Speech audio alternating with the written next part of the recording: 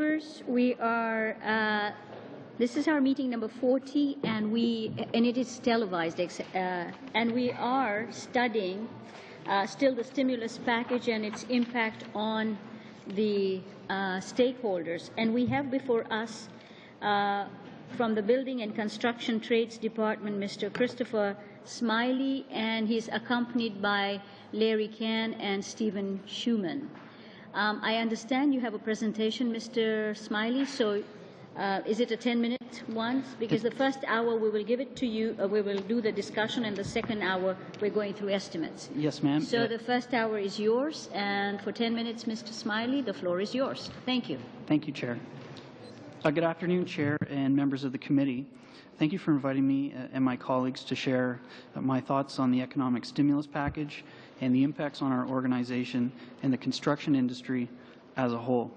I've noticed that there are not many other witnesses with me today, so I've got these two, but it's going to be hard to hide at the back of the class today. I tried to put together a balanced view of what's going on in our industry for the committee. I did my best to bring you some relevant facts and figures that should assist the committee. I want to preface my comments today with a statement of support for the stimulus package and the value the commitments to spend by the government make to our industry. The organization I represent is called the Canadian Building Trades. We represent about 550,000 organized construction workers from coast to coast to coast. Our memberships work in 15 different crafts across the country in over 50 specific trades, ranging from heavy equipment operators to carpenters to welders to bricklayers and everything in between. We build infrastructure, heavy industrial plants like oil refineries, nuclear plants, schools, hospitals, and homes. In preparation for my remarks today, I found some important formal information and also first-hand research from our member organizations. According to the Labour Force Survey produced by StatsCan November 6, 2009, employment in our industry edged up slightly from record lows in October. However, still down 5.8% year over year. This equates to about 73,000 less jobs in our industry than this time last year. All of the regions in our country have been hit substantially, but particularly hard hit have been the regional economies of Alberta, Ontario, and British Columbia. Our trades have not been spared from the job losses and slowdowns. This is why the economic stimulus package is so essential. This package provides insurance to the private sector that it is okay to invest. It is okay to proceed with private construction projects in this uncertain time. If the various levels of governments are spending, theoretically it's okay for other projects to proceed. Historically, our industry is generally a late responder to economic events. We are usually the last into and the last out of recessions, but this time seems to be different for a good portion of our trades. I surveyed a number of our trades across the country to give this committee a first-hand account of business volumes for our civil trades. They are usually the first trades on the job site and would be the first to benefit from increased volumes of work. Just as a short background, we measure business volumes in hours of work. So here is a bit of an overview of how some of the trades are doing. The information is real-time in nature and will hopefully provide you with general trends when examining the stimulus package in greater detail. If the committee would like any of these numbers tabled officially in a more user-friendly manner, please let me know afterwards and I can arrange for that. The International Union of Operating Engineers is the trade involved in clearing sites with heavy equipment. They operate the cranes you see in downtowns across the country, and they do all the sewer and plant waterworks across Canada. As of October 2009, the operators are experiencing 13% unemployment amongst their 30,000 membership in construction. This is more than twice the unemployment rate in 2007 and 2008. Those that are working in 2009 are working fewer hours. The carpenters, I have a fellow carpenter on the committee today. They're one of the first responders in construction. They're on the work site first. They build the forms into which concrete is poured and into which the reinforcing steel placed by the ironworkers is held in place. The carpenters build all the scaffolding that support all the other trades along the construction continuum. The business performance of the carpenters, therefore, is a good leading indicator or proxy as to how the other trades will perform in the future. Nationally, the carpenters are forecasting work volumes to increase slightly in 2009, hold steady in 10-11, and then fall off a cliff in 12. There is little private construction work in the pipeline for them. What they are counting on for 10-11 is the stimulus money. The Carpenter's Office in Toronto, for example, provided some numbers for the committee for trending purposes. They are as follows. 2007, 15 million work hours. This equates to full-time employment for about 7,500 members. 2008, 16 million work hours. This equates to full-time employment for about 8,000 members. 2009 year-to-date, 9.3 million work hours. This equates to full-time employment for 4,500 members. The laborers and Laborers International are first responders in our industry. They do much of the road work you see on your way home at night. They do most of the concrete finishing work for sidewalks, curbs, and they do much of the work for municipalities on sewers, water mains, and general labor on all construction sites. At year-end, LiUNA in Ontario is forecasting work hour totals at an approximate 35% reduction. In 2007, LiUNA Ontario enjoyed 32 million work hours, and in 2008 about the same. Year-to-date 2009, they're recording approximately 19 million. With the end of construction season closing in on us, there's a long way to go to get back to normalized levels. Now, if I may, I'd like to share with you some of the numbers I found in two of the industrial trades.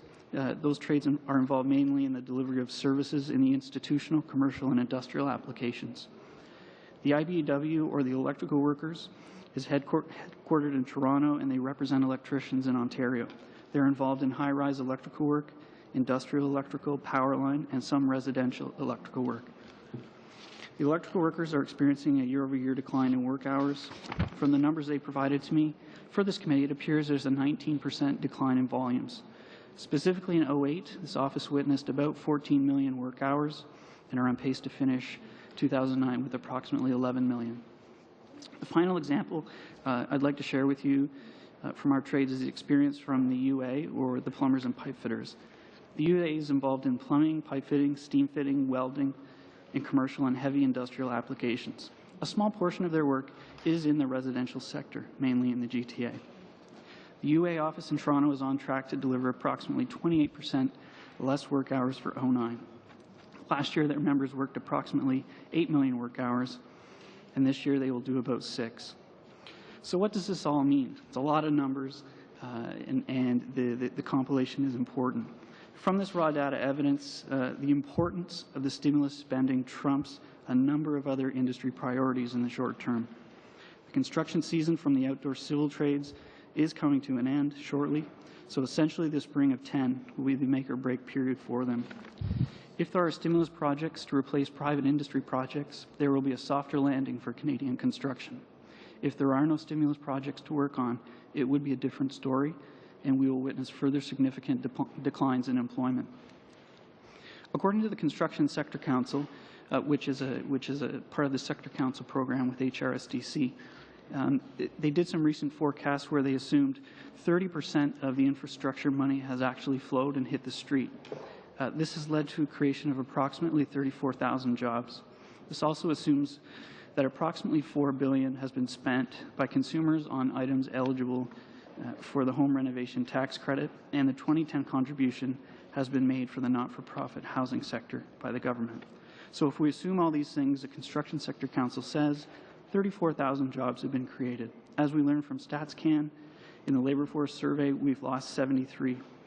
So even if this 30% of the money has hit the street, we're still in the hole about 39,000 trade jobs due to the recession. Without the stimulus package, who knows where the job numbers would be.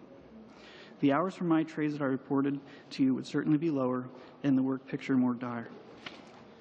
Quickly, I spoke with a number of my employer partners, and they indicated to me that their design and engineering departments are starting to build momentum, however, are not at or near capacity. The lag time to translating these engineering volumes into actual shovels in the ground is at least 6 to 10 months for non-complex projects.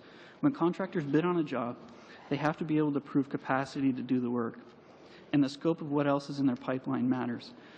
Recent information and analysis released by Reed Construction Data proposes our industry will be passing through what was frequently called by economists as a U recovery. The scenario predicts a gradual and slow pickup, not the V-shaped, rapid, robust, and solid recovery we all want. New construction starts in residential are forecast to be down. New starts in commercial are about 50% of where we were, and industrial projects are waiting to see where the Canadian and U.S. dollars are going to land. I just want to quickly provide you with some ancillary information from the United States. Recovery.gov is an excellent resource for the construction industry and citizens alike. This website was initiated by the Obama administration to show transparency, progress, and reporting purposes to the general public. All stimulus projects are coded, labeled, and tracked for all to see. So, for example, if someone wants to get information on stimulus money in Cincinnati or Phoenix, you're able to see what contracts are stimulus contracts, who is the responsible state authority, who bid on the job, who won the job, who the subcontractors are that are working on the job site, so forth and so on. Most importantly, this site outlines the number of direct employment created by the project. This is a tangible deliverable a government can deliver to its citizens. This assists planning for actual execution of work. In preparation for my remarks today, I read through the testimony of the Parliamentary Budget Officer and his officials that was delivered to the committee October 27th. Seems he and his staff are having difficulty tracking the progress of the money coming from the government. This recovery.gov experience would be a valuable example of how transparency could be an effective tool to promote the good work that's going on in the Government of Canada, the municipal and provincial levels. In addition, I echo the concern of Brock Carleton from the Federation of Canadian Municipalities when he says his membership is concerned that the ISF fund has very restrictive and time-sensitive requirements. In construction, if a job has a number of variants changed partway through the planning stage, like another lane added to the highway, or difficulty with soil conditions in bridge work, for example, it could delay the completion of a project. The economic stimulus package is probably the single most important piece of government involvement in our industry in 20 years. Our industry has a lot at stake, and so does Canada. We have 1.6 million Canadians in our industry, and according to the Construction Sector Council, we represent 12% of GDP. 10 years ago, we had less than 1 million people engaged. It means that if there isn't the volume of work that will carry around the current capacity of people, the system will adjust. Going past our 10 minutes. Thank you.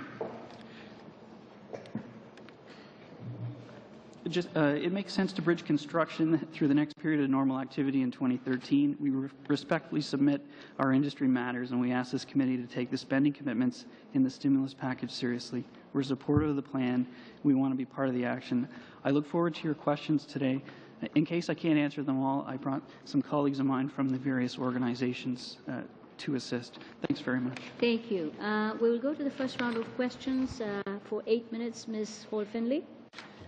Thank you very much, Madam Chair, and thank you very much, all three of you, for being here with us today. And as somebody who has actually worked in construction and has been somewhat involved with the building trades in the past, a particularly warm welcome, and it's great to have you here to talk about your version of events given the stimulus package. I want to ask a couple of questions. I'm looking at, and they're not numbered, but page 6 of your presentation, where you talk about the job numbers, the employment numbers, and you have, according to the Construction Sector Council recent forecasts, where they assumed 30% of infrastructure and money announced has actually hit the street. Now, my first comment is even that's speculative, and your numbers are speculative, and you acknowledge that we're still very much in the hole, even if those numbers are right, even if the Construction Council assumption is correct. Correct. One of the challenges that we have had in opposition is that we have been asking for information on what has actually been spent. So here the assumption is 30% of infrastructure money has actually hit the street. We've been asking repeatedly for job creation numbers, and to no avail. And one of the concerns that I have is that the most recent information from the representatives of municipal organizations across the country has been that of approximately 3,000 projects that have been announced, barely a third have in fact been started. So if only a third of the projects announced have actually been started, they certainly haven't been finished. And if that's the case, there's no possible way that a full 30% of the amount of money can have actually hit the street, if only 30% of the projects have only been started. So I would question the assumption of the Construction Sector Council, nothing against them, but just because, you know, admittedly we're having trouble getting that information. But based on that alone,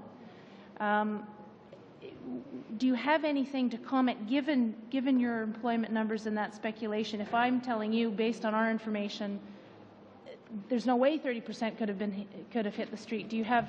Can you just comment on that? It's difficult to comment because there's no way to tell when a project is in the development stage if it's a stimulus project or not. There currently isn't a way to check and see, albeit from calling the various construction companies that are involved in the bid process to ask them if this is a stimulus project or not. I can't really say much more than that, other than perhaps it's behooving on this committee to come up with some sort of a way to report that to Canadians. I really can't comment more than that. It's difficult when there is no tracking mechanism out there. Similar to the one in the U.S., it's tough for regular people to go in and check and see what's happening. I'm smiling only because you perhaps unwittingly, but have reinforced something that we have been saying for months and months and months, and it is reassuring for us. It's frustrating, but it's reassuring for us to hear from people actively involved in what should be the results of job creation from a stimulus effort, for us to hear you having exactly the same concerns.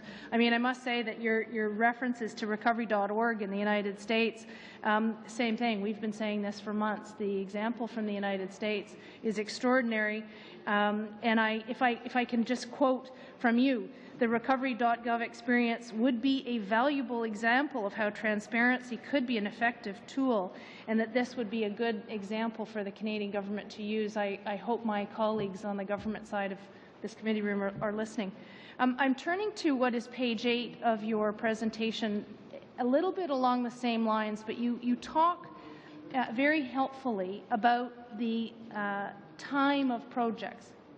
And so you are speaking here about the lag time of translating in engineering volumes into actual shovels in the ground being at least 6 to 10 months for non-complex projects, sometimes more depending on the job. That is another concern that we have raised in the context of the 2011 deadline for projects. And this is a concern we've also heard from municipalities, that of those 2/3 projects that have not yet been started, we've lost a construction season. There is a concern that some of them, if the municipality is, as they have been told so far, are going to be on the hook for the entire cost if a project is not completed by 2011, given exactly this problem of lag times and the time for any kind of project to be completed. Can you comment also on that not having a project started now, knowing that then you're still, if you put yourself in the position of a municipality, that you will be on the full hook for the cost if it's not finished by 2011, would you be inclined to question now whether you should even start that project come next spring? I know it's unfair to put you in their position, but you know something of the construction business, of course. So. I appreciate the question, but I think members around the committee already sort of know the answer. The likelihood of a project proceeding, if one of the partners says, well, we're not proceeding anymore, is pretty unlikely.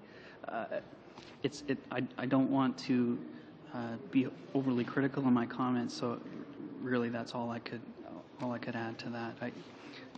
Really, if you have 3 business partners involved in a project and one says, sorry, we're not proceeding anymore, it's tough to move forward. Yeah, I'm not blaming anyone. The rules of the game are the rules of the game, but that's sort of my take on it. And to be clear, I don't think anybody is saying at this point that there is any one of the 3 partners saying we're not going to play. But we are here as opposition absolutely expressing concern that may be the effect of the requirement that a project be completed by 2011. Municipalities may choose not to start projects. On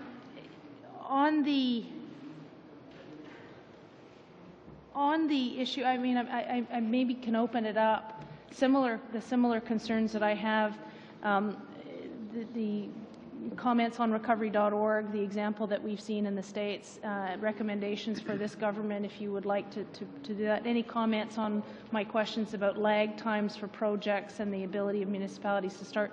Mr. Can, Mr. Schuman, I'd love to hear your comments too if you care to provide some. And then you wrap up. Okay, thank you. I guess my main comment, again, is that I lived through the 90s with a huge recession we had then. What came out of that was the problem that we've got today with the shortage of manpower. And the problem is when there's a shortage, the people you already have to go to work, and you don't bring new apprentices in and new young people into the markets. And that's one of my real concerns is with, you know, the concept of the monies and the recoveries is good, but everybody needs to understand the importance long-term with the demographics of people my age going to retire and young people not getting into the markets, and your lag times and all the things that you have to deal with all have an effect on the opportunities for our young people to get into the things and in turn make skilled tradespeople for the future. So that's very important. Oh, thank you for that addition. Madame Bourgeois, for 8 minutes. Thank you, Madam Chair. Good afternoon, gentlemen. First of all, I would like to say that I have great respect for the people who work in the construction trades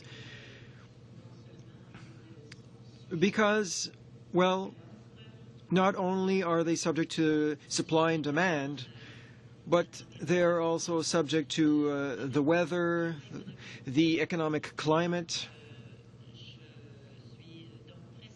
I'm therefore quite sensitive to what the people in your trades experience. And I would like to know by yes or no whether you represent people who work in Quebec.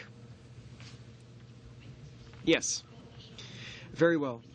Another question. You've placed a lot of hope in this economic stimulus package. And what I take from your presentation, Mr. Smiley, is that you do hope that the government will be able to move forward with the economic stimulus package. And you're also hoping that the stimulus package will see positive impacts in 2010. We had in private construction over the last 15 months. The stimulus package is sort of the major business piece for our trades over the next 18 to 24 months. Because of the economic crisis with credit crunch, a lot of the construction companies were unable to secure financing for large projects. For example, in the oil sands, in Alberta, many oil companies had to pull back with projects due to lack of financing. So what you'll see is a shift in employees working on large industrial projects to moving to working on civil projects, so sewers, water mains, roads, institutions. So it's this shift that we're hoping for. The last thing you want to have is a large supply of manpower or people power, so to speak, and no work for them to do. So right now we're going through a process where we're shifting focus away from large industrial projects that won't happen back towards infrastructure and civil jobs. Le plan de relance, ce n'est pas seulement. The stimulus package isn't only made up of infrastructure projects. There are also monies going to research and development, funding for Economic Development Canada, such as support for businesses. In your opinion, because you say that there doesn't seem to be an enormous labor influx in terms of infrastructure building. Do you believe that research and development funding has led to positive impacts in your sector. Have your businesses been supported? Is the support sufficient? And have jobs been created? Rather than research and development, I can't quite comment on that, but our trades have been supported by an extension in employment insurance benefits. So indirectly, our folks would benefit from training provided through these EI funds. So if we want to call that research and development and add training, our folks have and will benefit from those.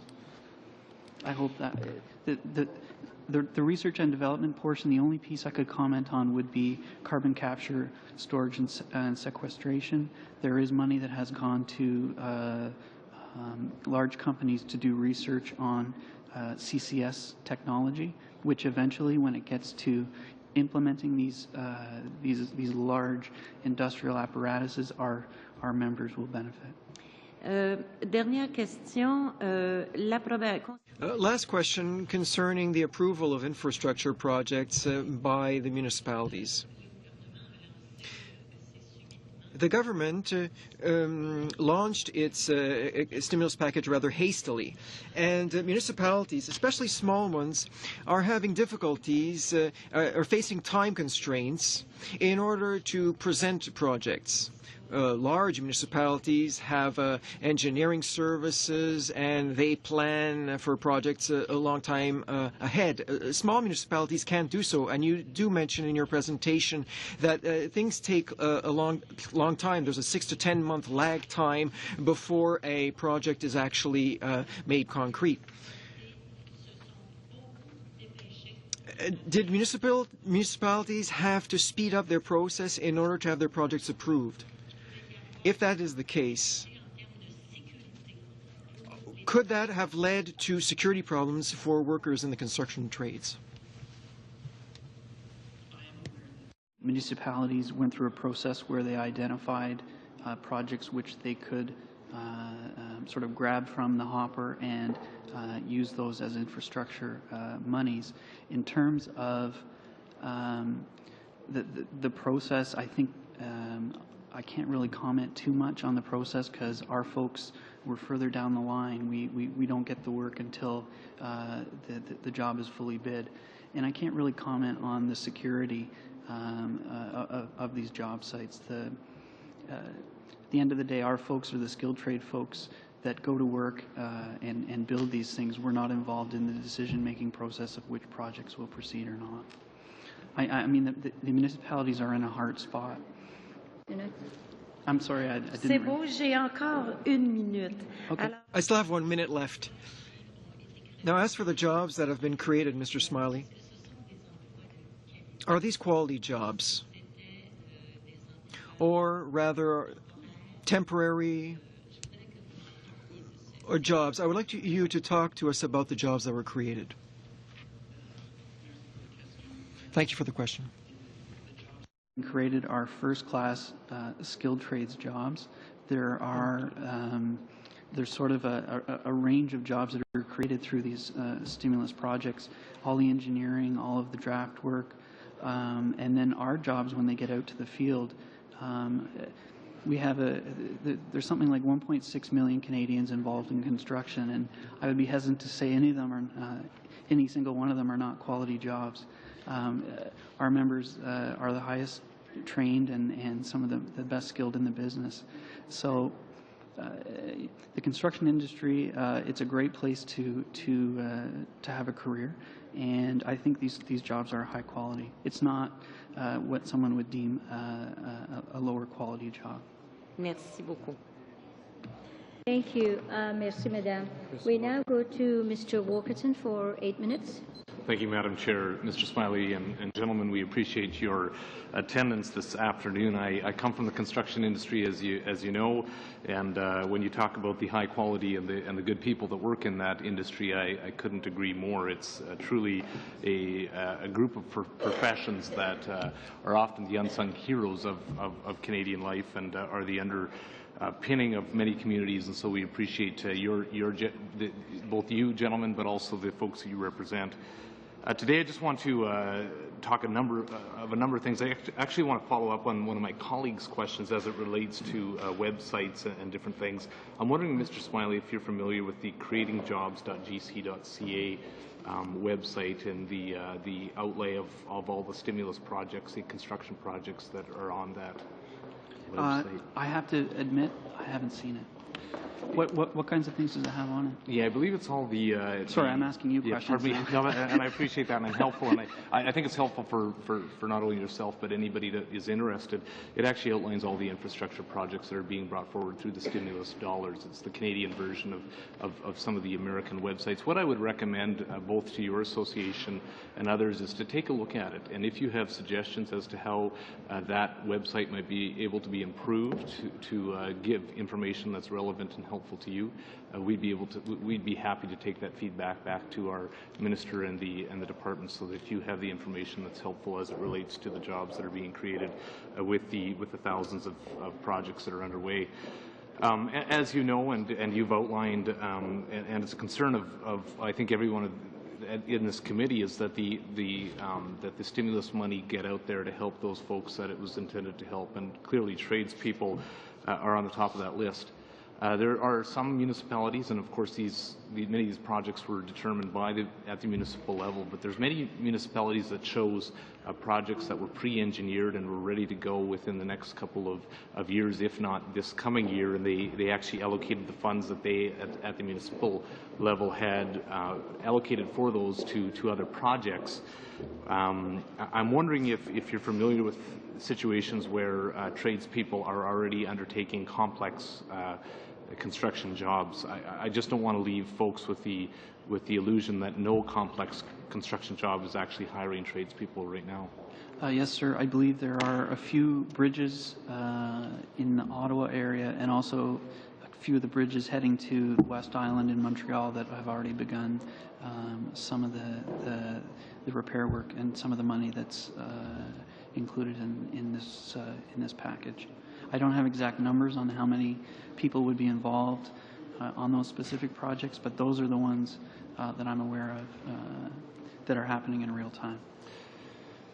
Just another thing, and maybe just as a piece of information, it's helpful for all committee members to recognize. I know that there was a suggestion maybe a little bit earlier, and I just don't want to leave people with the impression that if a municipality undertakes a construction project, that if they're not 100% complete, that they're not able to receive any of the government funds. What the government has made clear is that the municipality is able to, and the construction companies are able to bill as the project is complete, but that billing will cease and payment will cease after that point in time, after that deadline of March the 31st of 2011. So while I just do that for a clarification, because I know that there's most members of the committee are familiar with that, and you gentlemen will be familiar with that, but there's other people looking for information from this committee, and I just put that on the record so that people are not under the illusion that such a thing is taking place. Now, I appreciate the documentation that you brought forward. I think it's very helpful. It indicates that clearly there's a necessity to continue to work to stimulate the economy for the tradespeople, but it also indicates that you see an anticipated increase in the employment of tradespeople. You talk about the drop-off of 2012, and that concerns myself and I think committee members as well.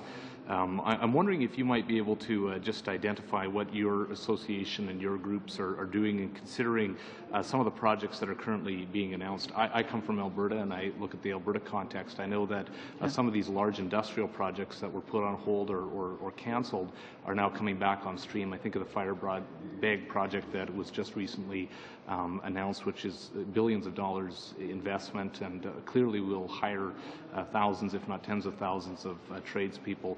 Have you looked? Have those numbers started to come into your calculations, or are those announcements too early or too recent?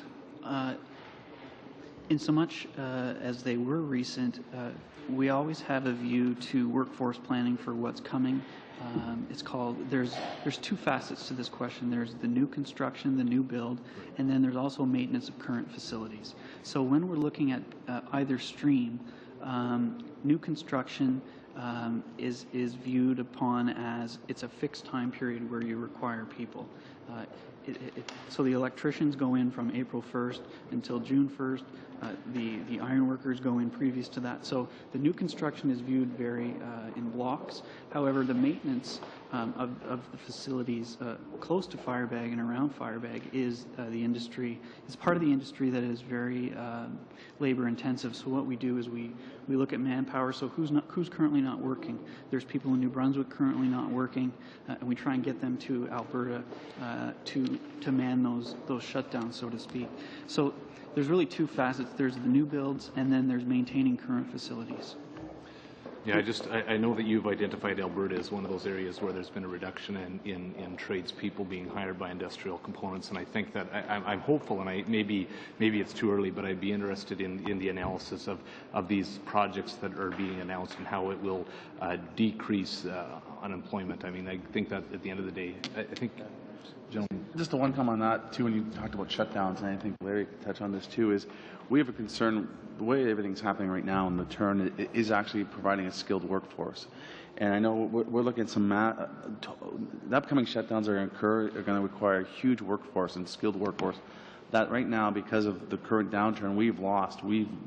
They've gone to look for jobs in other sectors or other provinces, and so to fill those needs is going to be also a challenge, where we'll bring people from other provinces, but as well, we're looking to bring some workers, if possible, from the U.S. and trying to deal with foreign credentials that way. You know, it's great that we're talking about the here and now with the infrastructure, but we also have to look at long term, and that is the skills issue, and that's loss of apprentices, that's a loss of the workforce, so that skilled workforce that may not come back because they find other employment elsewhere or in another sector. And you know, so it is hard in many ways you can plan, but you also need to plan the workforce issue, and that is a bit more hard to calculate because you don't know if you're going to return them, get them to return. Well, I'm running out of time, and thank you, Madam Chair. I'm running out of time, but I want to take up that issue, and maybe you can provide for our committee suggestions as to how we might be able to ensure that in the long term we don't lose tradespeople. But I'm most concerned about young people right now. There's a reluctance to go into the trades because there doesn't seem to be the immediate openings. I spoke to some of our college presidents in that represent the trade school, and what they're finding is that number one, there's limited opportunities for apprentices or future apprentices to be hired on right now. So they're finding that their enrollment is down at their colleges, and so I think we would be interested in what you could provide in terms of Mr. Walkerton, your time is up, and we can ask them to respond when they're making their closing remarks. Mr. Martin, for 8 minutes. Well, thank you, Madam Chair, and thank you, guests, Steve and Christopher and Larry. It's great to see you here. It makes me very proud, actually, that the building trades are making a presentation to this committee. Having spent my entire working life as a journeyman carpenter, I thank you for pointing out not only the value that your industry brings as an economic driver, but how it's a good measurement too. It's if you will, a barometer for how the economy is doing as we watch your industry, the building trades. I think there's a bit of a, not to be repetitious, but I think there's a bit of a motif developing here. Many of the answers come back to the human resources question. So I guess my first question to you is a simple one: is will you be able to meet the demands of the human resources demands to staff the other 60% or 70% of these projects as they go forward? You answered it partly, I believe, but I'd like to hear more about the option. I'm not phrasing this well, but one of your strengths and our strengths with my union is we're international unions. We belong to one North America collective, a pool of skilled labor.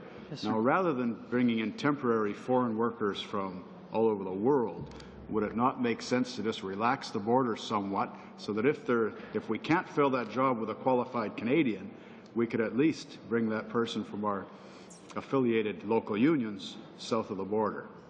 I think it's worthy to expand on that if you, yes, sir, any or all of you would like to. I'll go first, guys. It really is an opportunity that we have before us to do something differently. The current situation with U.S. workers coming in to do trade work in Canada. U.S. workers are treated exactly the same as any other a person would be from a foreign country. So it's the same process. They're still considered temporary foreign workers. And in fact, the largest percentage of temporary foreign workers in Canada is from the United States, second being that from Britain.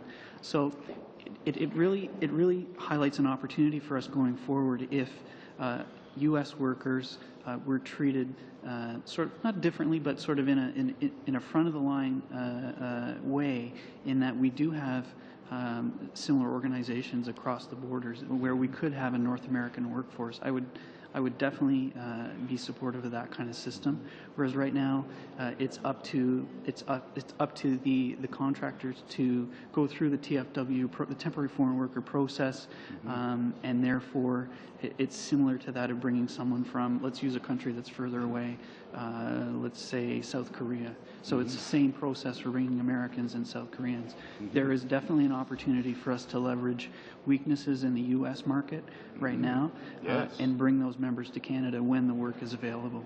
So I would argue the stimulus is a good opportunity for that. I think it's an absolute natural. I really do. I mean, we have a NAFTA. I mean, we're supposed to have the free movement of goods and services across our border. Yes, sir. Why not the free movement of labor? Yes, sir. NAFTA excludes trades workers, so it doesn't include. No, but in that spirit, I mean, I just don't see why. We just had this airport built in Winnipeg.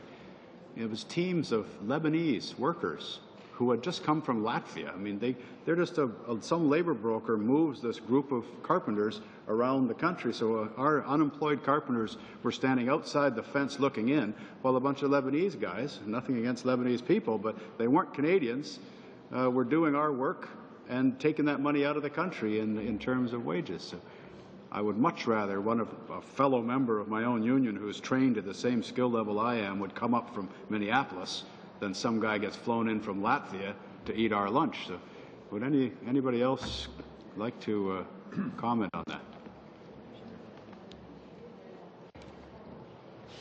that? We've already started a program. We've already been to Detroit to start with the states that are close to the border, because one of the requirements for our trades, most of them are with the Red Seal requirement. So we've gone down there to try and have a train the trainer, because we have thousands of individuals who are pipe fitters and welders with basically a lot of the same skills that we have here in Canada, but they can't get across the border. And with the outages coming up this in the spring in Alberta, where they're talking about needing 10,000, maybe 12,000 tradespeople, because they've got the perfect storm coming where all the refineries want to do their shutdowns, there's going to be a problem if we can't man it up. The apprentice issue is one of them, but that's something very important that we'd like to work with our partners, both federally, provincially, to try and put in place a more streamlined process, like Chris said, to help get them across the border. And they'll come here, they'll work. They have a lot of same qualifications. They may not have the piece of paper, and it's quite easy to get them here, quite easy to transport them back home again, geography and all the rest of it. And I think it would be a good solution to a lot of our short term. I mean, long term, we need the stimulus to get young people into the trades. This myth about it's hard to get young people in, maybe today because there's a shortage of job opportunities, but I know, and I'll say for my trade, that we turn away very highly qualified because there aren't the job opportunities to get them out there at times. And I think most of the trades, there may be a few that there is a shortage, but our organization is probably made up of at least 20% right now, maybe 25% of apprentices, because over the last 5 years we've tried to up the numbers that are in there. And again, I can only speak for my trade of doing that, but we're seeing the shortage, and we're trying to work with everybody to make sure we get there. Mr. Martin, if I may just comment, I spoke with one of my contractor partners in Alberta who brings in temporary foreign workers from country Y, let's say. The average cost to bring that worker to Canada, lodge them, and send them back is about $15,000 per worker. Oh, so really? the cost alone of using an American worker would be much less. We estimated around $5,000 per worker. Wow. So if there were some sort of system, it would definitely appeal to my contractors' bottom line mentality as well. But they'd also be able to count on the level of training, probably, because in all likelihood, the UA member from the United States would have gone through a very similar, if not exactly the same, apprenticeship system. And plus, wouldn't it be a two-way street? I mean, there may come a time when the U.S. needs the people, and our unemployed tradespeople could more easily go down there and pick up. Mr. Martin, if you could wrap up, please. Thank you. Anyways, thank you. Maybe I'll have a second round. Have an opportunity. Thank you. Second round with Ms. Foote. 5 minutes, please. Thank you. And thank you for being with us this afternoon. I appreciate it.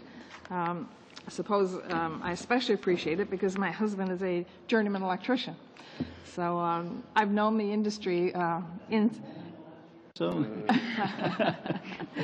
inside and out. He's no longer working as a journeyman electrician, but not that there aren't opportunities there. And I do agree with you that certainly in my province, in Newfoundland and Labrador, there's been a real focus put on getting young people into the trades, because for the longest time we didn't encourage young people to look at the trades as a future career. So there is an opportunity there, and I think we need to encourage young people to take advantage of that. I was really interested in your remarks about the importance of the stimulus spending. Mm-hmm. And of course, we all know that this deadline of March 31st, 2011 is coming up on us. And I guess, in fact, we've gone through one season now, construction season. So we're looking at spring of 2010 as the next opportunity. But I don't know, you talk about the need to continue with stimulus spending. And I know that when the Federation of Canadian Municipalities appeared before us, they too talked about the importance of the stimulus spending and their concerns with respect to that deadline, that March 31st, 2011 deadline. I don't know if you've seen Minister Flaherty's comments, but apparently his plan is to use a Friday speech to dampen expectations for the 2010 budget, trying to impress upon Canadians that they shouldn't anticipate another extravaganza of stimulus spending. People shouldn't expect huge amounts on top of the money that's out there, one government official said, and I'm just quoting now from an article that appeared in one of the newspapers. With that information, and with the news that the Federation of Canadian Municipalities received when they went looking to have the deadline extended, that's a firm deadline, explain to us the impact that is going to have on the construction industry. I think as long as the commitment to spend and the commitments that have been made in the stimulus package are actually followed through with, we will have a softer landing in the construction industry than if someone were to flip a switch tomorrow and say we're not going to spend in the future. I haven't seen Mr. Flaherty's proposed comments, but I guess we're in a situation now where we have $56 billion or so in deficit, and maybe it sounds like he's going to try and rein things in. I can't really comment. I haven't seen them yet. But in terms of what it would do to our industry, if someone flipped the switch tomorrow, it would be devastating to our members who are counting on the public spend. I can't really speculate going forward what we would look like. We sort of have to play within the field that we have. Guys, did I miss anything? No. So that falling. So, I'm trying to. At the end of the day, if we didn't have the stimulus package we have today, the employment numbers that I provided to you probably would be much worse, because private industry would not plan to move ahead with their projects if the people of Canada or the government of Canada said, well, we're not going to spend either. There is definite value in the intent to spend, because private industry sees that and they say everything's going to be okay, or better than it could be without it. So if, in fact, what Mr. O'Flaherty is reported as having said is real, that falling off the cliff in 2012 is something that you're not looking forward to, obviously. Well, the falling off a cliff in 2012 is if the STIM money doesn't move forward. I guess it's hard to explain, but in construction, the work that is bid on and planned in 2010 and 11 won't roll out until the end of 2012. So it's sort of, we're about a year and a half behind everything else. So 2012 could be scary if during 2010 and 11 that private industry doesn't move forward with a number of the projects that government is looking for them to do. Is that fair? Go to Monsieur Nadeau for 5 minutes, s'il vous plaît. Ouais. Merci, Madame la Présidente. Thank you, Madam Chair. Good afternoon, gentlemen. There's the whole issue of the government's stimulant package to face the recession. There's two things that are of interest to me, and I would like to hear from you about them. That is the EI program and programs for people who have been laid off in other trades, but in the same regions where jobs are needed for the recovery. Are you working with people from EI or to give training to various tradespeople to fill gaps that might exist in order to address your needs? As well, now there are programs for older workers. Workers, not necessarily people who are active in the workforce, but who are at the end of their careers and have to decide whether or not they can take their retirement, or they have 3 or 4 years before they can take their retirement, and they're older workers. Are there programs that you are considering for those workers? So I'd like to hear on those two issues. First, the older worker program, I'd like to say that a number of our trades have been getting involved with displaced auto workers. So, for example, people who are members of CAW, etc., who have been displaced in Southern Ontario, they're working with those organizations to help them retrain. And so, and now it takes a while. In Canada, it takes 3 or 4 years to cook a construction worker because some of the trades are licensed, and so it takes time to get that license. However, we are working with other parts of the economy to find people who are willing to join our industry and also to sort of get them up to speed. So is there a particular older worker program? None that I'm aware, other than we're looking at assisting those people that are displaced come to our industry. Your first question around programs specifically with EI, a lot of our training centers do deliver provincial curriculum, so they're sanctioned to deliver the curriculum of Ontario or the curriculum of Quebec or the curriculum of British Columbia, and so so those are EI eligible curriculums. So is there retraining going on within our ranks? Yes. So those the Part 2 monies, the Employment Insurance Act is very complicated, but the Part 2 money is generally the money that is used for delivering curriculum, providing assistance to displaced workers, etc. So really our workers benefit in 2 ways from EI in both parts of the Act. Part 1 of the Act, we benefit when members are out of work and they actually claim EI and they get an EI check. And then Part 2 is if, say, the operating engineers, for example, in Oakville, I don't want to speak for Mr. Schuman, but they deliver Ontario curriculum for crane operators. So there is also a connection that way. That would be sort of the best I could provide in terms of an answer. Et qu'en est-il de la mobilité de la... And what about the mobility of the labor force? I'm from the Gatineau region. I know there are agreements between Quebec and Ontario on labor mobility as for the qualifications that are required by the various unions. Are there barriers to that mobility? Are things improving in terms of labor mobility in the trades?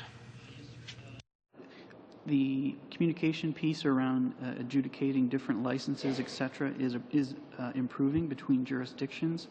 We still have an issue with mobility around can we actually get the member from worksite A to worksite B, because a lot of the time it's money out of their own pocket, so the employee has to, or the member has to pay the $3,000 to fly from St. John to Fort McMurray, or they have to drive 6 hours from Hamilton to, say, Goderich, to where the work is. So there are financial barriers that construction workers come up against in terms of mobility, but the red seal, I would say, guys, is still the best way for interchangeability between provinces and jurisdiction. A very brief one. Just you know, I know from our locals in Quebec, there are several who've now gone to Manitoba to work on some of the hydro facility projects out there. So there is mobility. There is a bigger question there that we won't discuss here, but it's also a question of standards, because every province also has different work standards and skill standards. If you're red sealed, you can work anywhere in Canada.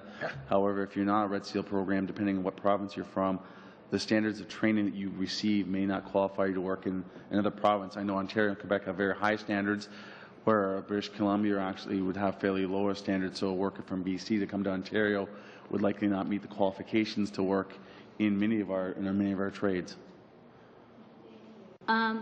Members, I think there's been interest in questioning, so the analyst has told me that she can do her presentation in half an hour, so I'll give another 15 minutes so we can proceed with questions from everyone. Okay? Monsieur Anders. I was going to say Mr. Good, but it's Mr. Anders. Thank you, Madam Chair. I just want to express that I, too, have an interest with regard to these issues of foreign workers. I think that Mr. Martin raises a very practical and wise point in the idea that Americans probably have training that is more compatible with regard to Canadian standards than people brought in from Lebanon. I think it's an interesting point. That being said, I have a colleague of mine who'd like to raise some questions, and I'm going to cede my time over to him. If there's any left, I'll follow up on that point. Mr. Holder. Thank you very much. And Madam Chair, first I'd like to thank our guests. I think it's important that you're here. I think the dialogue that we're having with you is very helpful to the whole committee, and I have great respect for the building construction trades, and I want to acknowledge what you do, because without you, infrastructure funding doesn't matter, frankly. We need you to make it work. So again, thank you. I do want to assure you of one thing, if I might, please, just to clarify something. Minister Flaherty has clearly committed that all of the monies that have been directed toward infrastructure funding, subject to the rules that have been put in place, are commitments, and commitments are commitments. So there's no sense of reneging on that. So I just want to assure and ask you to assure your colleagues that there's no sense that there's an intention to renege on our commitments. The other thing I'd like to do, and I really need to say this, I'd like to offer some empathy, and I mean it from my heart. Having had a family where our family have lost their jobs, my father in particular one time, people in the trades have lost their jobs. That's difficult, and I think all of us around this table feel that huge empathy for those where that has occurred. Where I'm somewhat buoyed by the comments you've made is by your comments, Mr. Smiley, is that some 34,000 jobs, by your estimation, have been created. One thing I do want to address, and I think it's something that we've talked about, this time frame issue, that we've got a certain amount of time.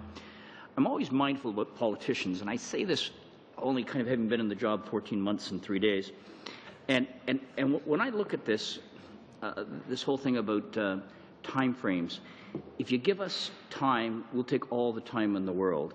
And I guess if there were no priorities established, if the government, in terms of its, again, this was intended to be stimulus. So in other words, to create an environment where jobs would be created. But if we'd offered no timelines, if we'd said to the municipalities, here, take it, away you go, do what you do, let us know how it's going, come back to us when you can, do you think there would have been the same sense of stimulus in terms of getting jobs going and projects started if it had been much more casual? I'd just be interested in your thoughts on that. I know that when my wife gives me a deadline and I don't meet it, there's definite pressure. So I know she's watching, so I have to be careful what I say. Sir. But yes, I get your point. I guess my response, with all due respect, would be if we are going to respect timelines, that's fine, but it's not worth pulling the carpet out from underneath someone standing at the door. And I'm not saying that's the intention with the stimulus money or your intention, but at the same time, the commitment by the three business partners, the municipality, the province, and the GOC, the government, it's real important that if something happens along the way, like if we're building one of these projects and there's a problem or a redesign by the municipality, or an engineer tells us that, you know what, this bridge is not going to stand properly, and some of that falls under the time restrictions, we're going to have to take a look at that. I think we need to be realistic in terms of when we're looking at these major upgrades to sewers, to water mains, to large institutions like renovations to universities. There are going to be delays, and I think as long as we're all respectful of sort of the time commitments and we don't sort of pull the carpet out from under the job, I think that makes some good sense.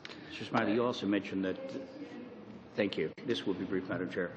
I want to compliment you when you talked about the fact that the jobs created are skilled first-class jobs. I compliment you on that. My fast question is this. There was a comment made earlier that perhaps the infrastructure funding whole program was done hastily. Could we afford to wait? In my view, without being partisan, action needed to be taken. Thank you. Thank you very much. We now go to Madame Hall-Finlay for 5 minutes. Thank you, Madam Chair, and thank you very much. And I would just say to my colleague, that is the reason that we in opposition did support the budget, although we had many other reservations. We all understood the need, or at least most of us, in terms of opposition, understood the need to move quickly, and I appreciate the candor. Just very quickly, earlier one of our colleagues had asked you if you had seen the Creating Jobs website. And asked if you could, once you've had a chance to look, provide your feedback. We would love to have your feedback as an entire committee, if that's possible, because I will just give you advance warning. The Creating Jobs website, in fact, lists Building Canada Fund projects, which are not, in fact, they are historical and don't relate to the stimulus projects in particular. And those stimulus projects that are listed are, once again, those that have been announced, not necessarily the ones that have been started, and already we've heard that barely a third of those announced have actually been started, and we don't know how much of that progress has actually been made. So I would, and I would also point out to my colleague who said you had suggested 34,000 jobs were created. That was in fact coming from the Construction Sector Council, not you, and it was, as I made the point earlier, based on numbers that I think are really quite erroneous. And so we continue to ask the government for actual jobs created. We have not been able to get that information, and I would ask you again, your thoughts on that particular website would be very helpful. But my question is this, and you know, my colleague says that the minister has promised to make the payments according to the rules. Right. No disagreement with that. The problem is with the rules, and the problem we continue to point out is with the 2011 timeframe, that under those very rules, the 2/3 of the projects that have not been started yet, many of them may not actually get started because of the concern of the municipalities ultimately being on the hook. So if that were the case, just as a hypothetical, if half of the jobs that have not been started end up not being started, that would be a full third of the projects that have been announced. What would that do to your industries? I think if, as I mentioned earlier, if the stimulus money doesn't move forward, if I come back in a year, say, to this committee and I report on work hours again, my forecast would be that work hours would be down significantly, sharp and relentless. If I may make a suggestion, is if we feel like the rules are too stringent, maybe Parliament should be working to have the rules amended or worked on. That's really, I can't really comment on that, but I mean, you guys need to work on it as government opposition and other opposition parties to ensure that it's not at the expense of Canadian workers. But at the end of the day, if I come back in 9 months and report work hours again, without some of these jobs, without the stability the plan will provide to private industry, the numbers will be down. Mr. Can, I appreciated your earlier intervention about the effect on some of these issues on the long-term workforce and bringing in younger tradespeople and apprentices. If a half of the remaining 2/3 of projects, just pulling a number out of the air for the moment, but if a half of those are not, so a third of the announced projects actually don't get started, what would that do from your perspective to the long-term issue of your concern of bringing in younger people and apprentices for the longer-term future of your industry? Again, because I was a training coordinator during the 90s, what happened was we lost a generation, if I can put it that way, where we don't have the supervision today. Most of the trades are, looking for their leadership again. They're going back, trying to get more younger people involved, and that left a real gap in our demographics. And if the jobs don't go forward, or it's the gentleman here said about the environment, our contractors and our clients do a lot of building and moving forward on, I'll say, good faith and on how they perceive things are going to be because it's so long term. So that's why it's extremely important that the attitude or the feeling that's out there that's put forth by you as the committee and the government is so important to their mindset and how they're going to go about bidding work and creating jobs, because it takes a long term. It takes long. We will lose apprentices where we'll lose another year or 2 years where we don't bring young people in, and that just creates a whole other cycle of, we're trying to plan 5 to 10 years ahead of where we're going to be. Okay. Thank you very much, all of you. Monsieur Gould, pour 5 minutes. Merci beaucoup, Madame la Présidente. Thank you, Madam Chair. As you know, the implementation of the Economic Action Plan has helped to invest several billions of dollars, and I think that all parties agree that there's a labor shortage. Are there specific trades that are more at risk, and could that lead to problems in terms of implementing the Economic Action Plan? Because sometimes trades feed off each other, but if part of the work cannot be done, for instance, if you have heavy equipment operators that are not enough heavy equipment operators, for instance, so could we be facing a barrier 2-3 years down the road?